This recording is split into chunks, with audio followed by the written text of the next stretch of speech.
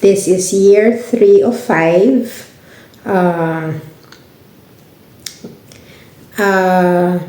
I am about to sleep, guys, but I want to share my journey.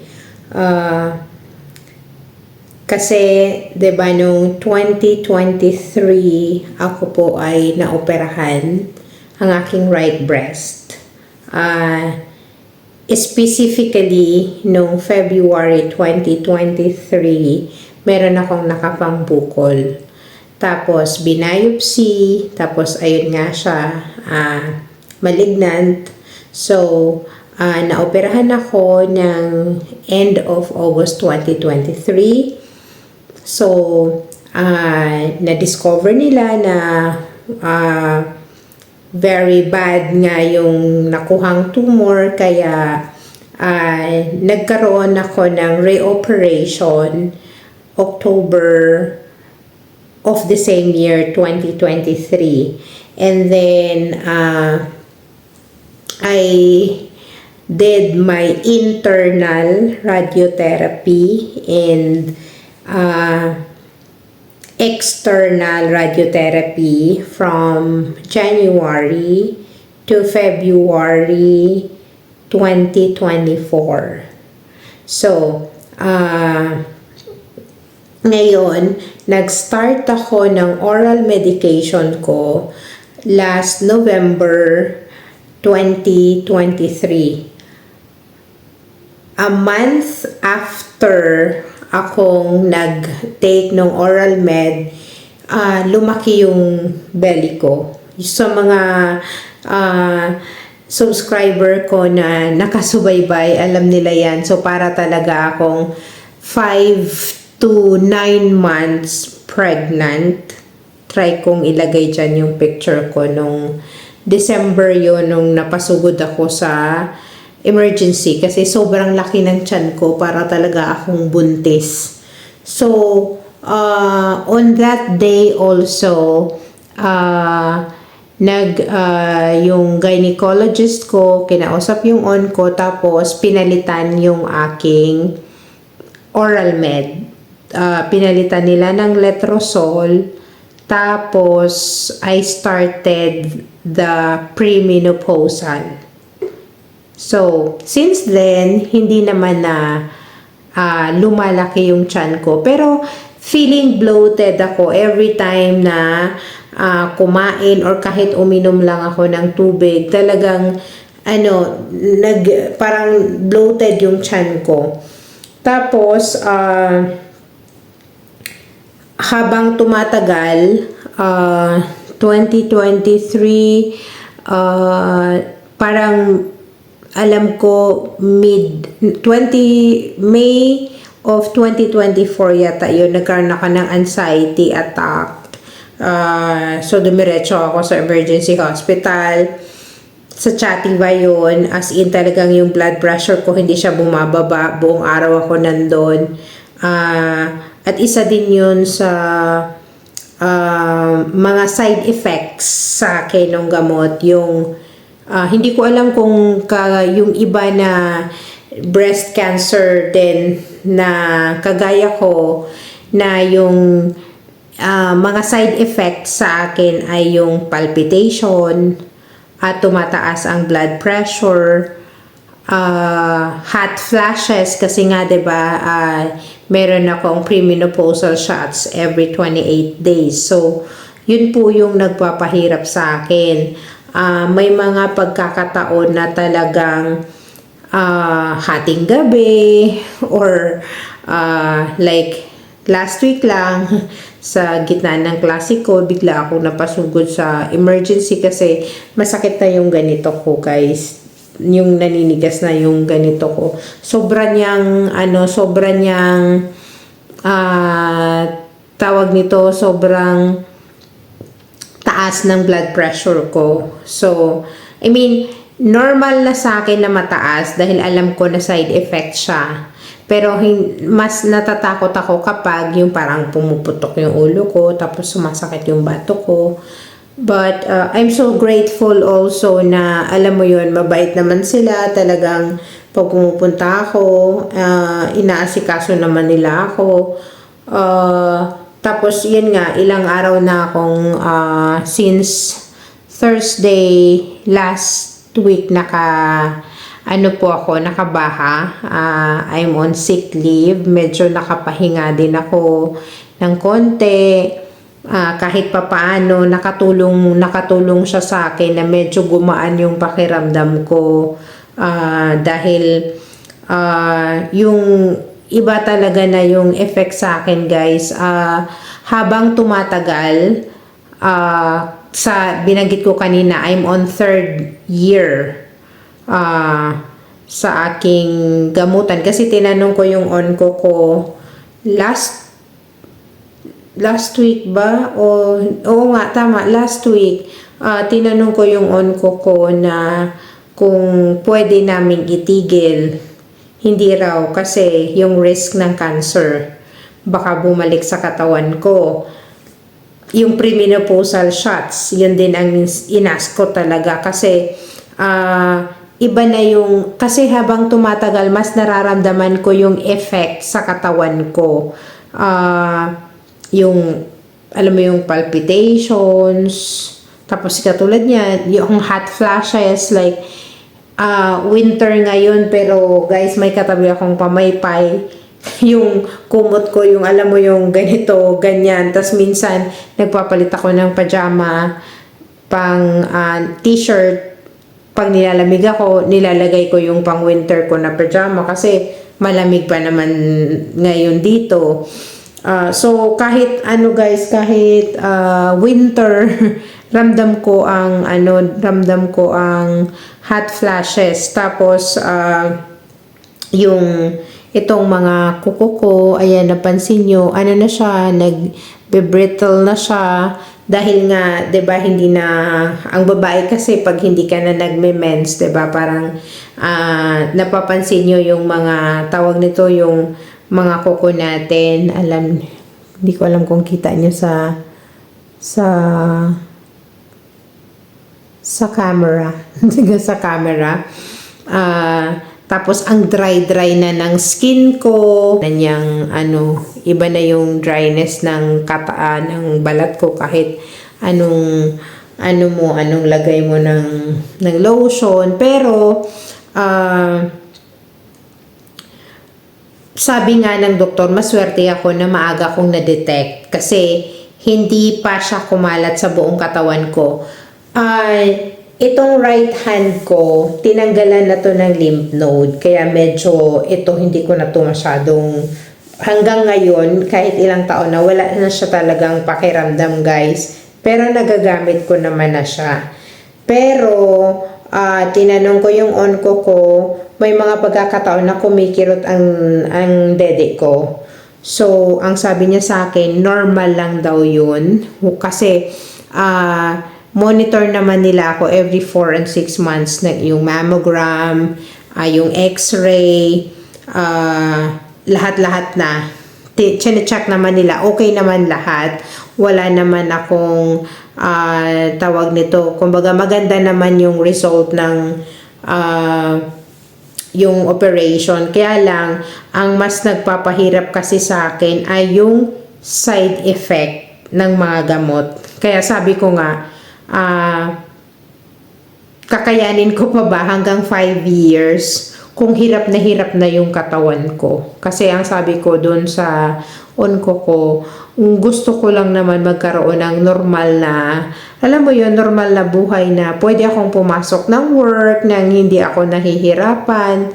Kasi nga, imagine niyo sa gitna ng klase, bigla-bigla akong pag tumayo ako, hilong-hilo ka. Ikaw ba naman sobrang taas ng blood pressure mo, 'di ba? Parang tapos pag dito masakit yung batok ko, doon ako mas natatakot kasi alam mo naman ang blood pressure ay traidor, 'di ba?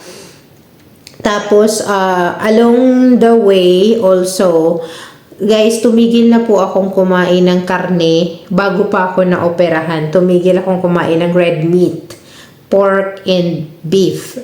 Tapos nag-start akong, kasi nag-ano na lang ako dati, nag-chicken and fish.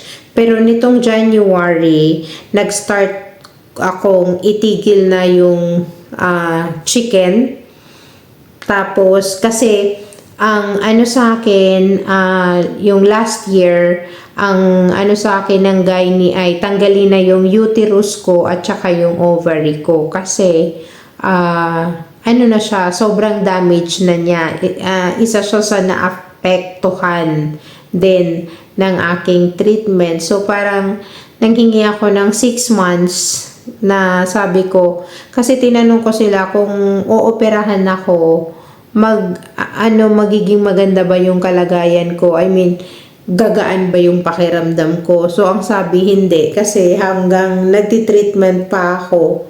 So, parang, 'di ba, parang sabi ko bigla, parang nalungkot ako bigla kasi parang sabi ko, imbis na isa lang yung ginagamot, ngayon ibang parte na naman ng katawan ko yung gagamutin. Parang, kasi magkadugtong naman kasi itong breast natin at saka yung matris natin kung tama ako. So, parang, alam mo yun, isa sa nagpapahirap din sa buhay ko ay yung uterine fibroids ko. Kaya, but sabi sa akin ng on ko, ang myomas ko ay biopsy, hindi naman siya malignant. Kaya lang, syempre, kumbaga sabi nga, kumbaga, damage na siya, kumbaga, kailangan tanggalin na siya. So, ang ano ko ngayon ay talagang nag-healthy eating ako. Halos lahat ng kinakain ko, pinipilit ko na, alam mo yun, na hindi nagtitrigger na lalaki yung mga myomas, because I still believe na yung kung ano yung nilalagay natin sa katawan natin, isa yun sa nakakatulong para gumaling ang ating katawan. At I am a believer. So, sabi ko nga, itinataas ko na lahat kay God yung aking journey. Kasi parang sabi ko lately, parang down ako na parang sabi ko, Lord, parang imbis na parang habang tumatagal, parang pakiramdam ko unti-unting nanghihina yung katawan ko. Kasi parang sabi ko, hindi nga ako nag-chemo, pero parang yung gamot na iniinom ko everyday ay parang sinisira niya unti-unti yung aking katawan. Kasi parang yung mga joints ko masakit na, kasi 'di ba pag hindi ka na nagre-regla, parang humihina na din yung guys, believe me, ang dami ko nang inalis sa buhay ko. Yung baga, yung cheese, yung butter, lahat ng mga favorite ko na pagkain, hindi ko na siya kinakain. No processed food, as much as possible nga, yung talagang home cook ako. At saka, di ba, minsan nagsishare ako sa YouTube na yung mga pagkain ko, mostly talagang sabi ko nga, kung pwede lang na i-boil ko na lang siya, kahit yung mga boiled na veggies, mixed veggies, lately yan yung kinakain ko. Tapos lagi ko yung, alam mo yun, nire-research kung ito mas maganda ba to sa ano ko, sa fibroids ko, sa ganito, sa ganyan. Kasi isa talaga sa, parang sabi ko nga, tama yung sinabi sa akin nung nag-radiotherapy ako sa hospital. Meron dun matandang babae na sabi niya sa akin, gumaling na din siya sa cancer. Sabi niya, 7 years na ang lumipas. Sabi niya sa akin, Catherine, mas mahirap habang ikaw ay nagtatratamiento. I mean, yung treatment, sabi niya, uminom ka ng collagen powder everyday kasi manghihina yung mga buto mo, yung katawan mo, which is, ngayon ko mas nararamdaman. I mean, yung mga unang taon, parang, syempre, di ba, malakas pa yung katawan ko, parang raramdaman ko yung hot flashes, lagi ko na yung inaano, tas ilang beses na akong nasugod sa emergency, guys, dahil yan sa blood pressure ko na talagang hindi na, pag parang puputok na siya, yan yung ano ko, yan yung pinoproblema ko lagi. So, para sa mga kagaya ko po na lumalaban din po sa breast cancer, ano po ba ang ano ninyo? Same po ba tayo ng nararamdaman? Same po ba tayo ng nararamdaman? Ano po yung mga madalas nyo pong ginagawa para medyo gumaan-gaan po ang inyong pakiramdam? At saka lately pala, guys, alam nyo, meron akong moringa powder na binili. As in, dati nilalagay ko pa yun sa orange juice. Yung fresh squeezed orange juice. Ngayon, ang ginagawa ko, ano na lang talaga, yung sa tubig. Tas iniinom ko na directly para lang less sugar na din. Tapos, castor oil, nilalagay ko sa belly ko every night, tapos hina-hot compress ko. Ayun, talagang ginagawa ko na lahat ng mga possibility na, kasi sa totoo lang, guys, ayoko na talagang maoperahan kasi napakahirap magkasakit. Sa totoo lang, dahil lalo na ako ngayon dito sa Spain, mag-isa lang ako dito. So, parang ang hirap-hirap ng naisip ko yung, alam mo yung dati na ako lang mag-isa, yung kahit yung pagpapalit ko dati ng sports bra ko, hindi ko kaya, kailangan ko pumunta sa health center para tulungan ako ng nurse, tapos mag-dressing.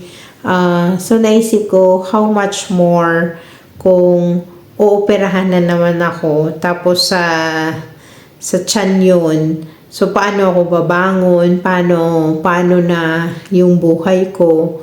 So, yun ang isa sa wino-worry ko. That is why also that I really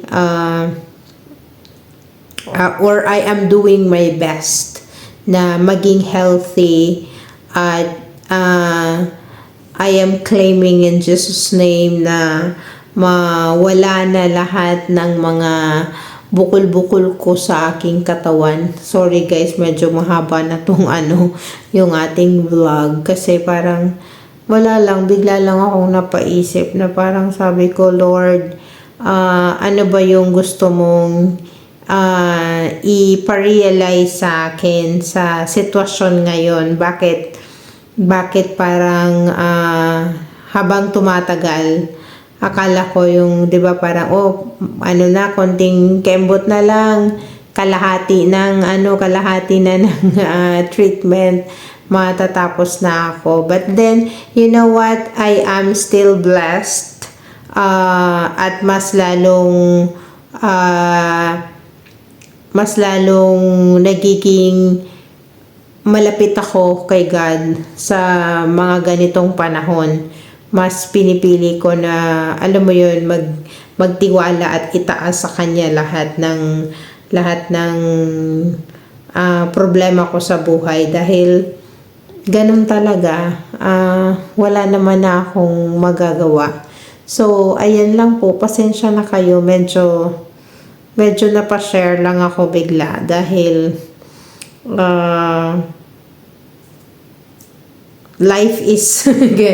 life sometimes is very, very hard. Yeah, very, very hard. But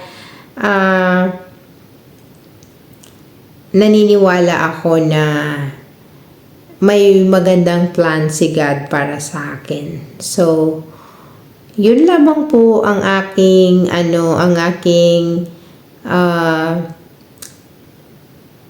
life story for today. So, yun ang aking life story for today. So, kung sa mga kagaya ko po na may pinagdadaanan. Laban lang po tayo sa araw-araw. And if you are on the same journey, comment below and let's support each other. And may God bless you.